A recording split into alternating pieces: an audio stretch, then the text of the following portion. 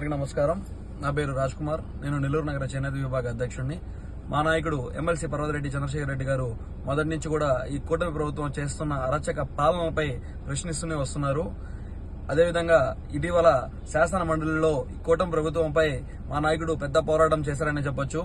YS Jaganmohan Reddy గారు పర్వతరెడ్డి చంద్రశేఖర్ రెడ్డి గారికి అన్ని విధాలుగా అండగా ఉంటున్నారనే కారణం చేత ఈ కూటమి ప్రభుత్వం మా నాయకుడిపై రాజకీయ కక్ష సాధించడం మొదలుపెట్టిందని చెప్పొచ్చు.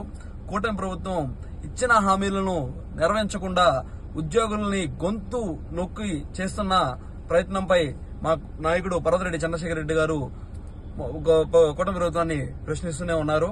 అదేవిధంగా నెల్లూరు జిల్లాలో ఈ కూటమి ప్రభుత్వం చేస్తున్న అరాచక పాలనపై ప్రశ్నిస్తూ అడ్డుకుంటూ ఇప్పుడు కూటమి ప్రభుత్వానికి ఆయనే టార్గెట్ గా మారారు.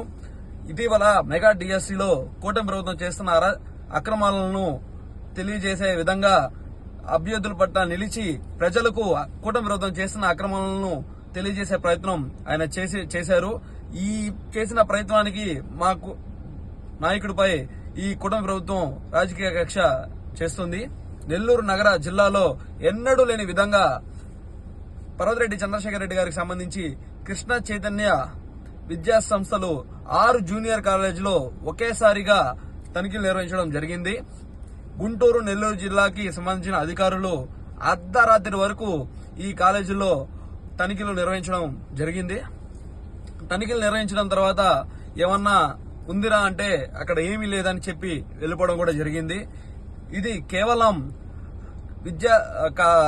కాలేజీ సంబంధించి విద్యార్థులకు అలాగే కాలేజీ యాజమాన్యంలో ఒక ఆందోళన కలిగించి విధంగా వాళ్ళు నిర్వహించిన తీరుపై ఈ ప్రభుత్వం కక్ష సాధింపులు చర్య నిర్వహించిందనే చెప్పొచ్చు.